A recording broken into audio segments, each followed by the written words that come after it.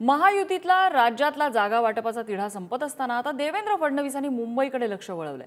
दक्षिण मुंबई, उत्तर मध्य आणि उत्तर पश्चिम या मतदारसंघामध्ये कोणते उमेदवार द्यायचे याची चर्चा आता सुरू झाली आहे। दुसरीकडे दक्षिण मुंबईतून उद्धव ठाकरे यांचे निकटवर्तीय मिलिंद नार्वेकर यांच्या नावाची सुद्धा चर्चा महायुतीत सुरू झाली आहे। नेमकं काय आहे, काय राजकारण शिजतंय, बघूया हा रिपोर्ट।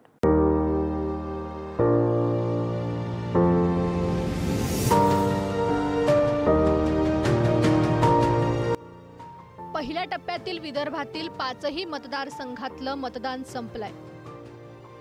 महायुतीतला रत्नागिरी, सिंधुदुर्ग, संभाजीनगरचा तिढा सुटलाय, नाशिकचा तिढा सुटण्याच्या मार्गावर आहे। अशात मुंबई ठाण्यात रखडलेल्या जागा वाटपासाठी आता देवेंद्र फडणवीस मैदानात उतरलेले दिसतायत। 20 मेला मुंबई ठाण्यात मतदान होणार आहे। मुंबईतील महायुतीचा उमेदवारांचा तिढा सोडवण्याचा आता प्रयत्न होताना दिसतोय। शनिवारी मध्यरात्रीपर्यंत मेघदूत बंगल्यावर भाजप नेत्यांची खलबत पार पडली। या बैठकीला मुंबई भाजप अध्यक्ष आशिष शेलार, केंद्रीय मंत्री आणि उत्तर मुंबईचे भाजप उमेदवार पियुष गोयल, दक्षिण मुंबईतून निवडणूक लढणार म्हणून चर्चेत असलेले राहुल नार्वेकर आणि मंगल प्रभात लोढा हे उपस्थित होते।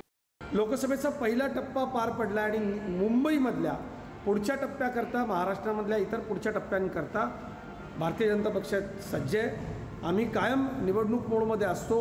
या बैठकीतनं एक वेगळी ताकद, दिशा आमच्या सर्व नेत्यांना मिळाली। पुढच्या टप्प्याच्या लोकसभा निवडणुकांकरता आम्ही सगळे पूर्ण ताकदीनं भारतीय जनता पक्षाच्या विजयाकरता आणि आपकी बार 405 मोदीजींना बहुसंख्य मतांनी पंतप्रधान बनवण्याकरता सज्ज आहोत। दुसरीकडे रविवारी सकाळपासून उद्धव ठाकरेंचे निकटवर्तीय मिलिंद नार्वेकर यांचं नाव महायुतीकडून चर्चेत असल्याचं सांगण्यात येते। दक्षिण मुंबईतून शिंदेच्या शिवसेनेच्या तिकिटावर मिलिंद नार्वेकर रिंगणात उतरतील अशा चर्चा रंगल्या। यावर नार्वेकर शिंदेच्या शिवसेनेत आल्यास स्वागत असल्याचं संजय शिरसाटांनी सांगितलंय, तर या केवळ अफवा असल्याचं ठाकरेंच्या शिवसेनेकडून सांगण्यात येतंय। ही इनकमिंग सुरू असताना त्यात आता आपल्या माध्यमातून मला मिलिंद नार्वेकरांचं नाव कळालंय। मिलिंद नार्वेकर सुद्धा अनेक वर्षापासून मातोश्रीशी संबंधित आहे हे महाराष्ट्राला माहिती,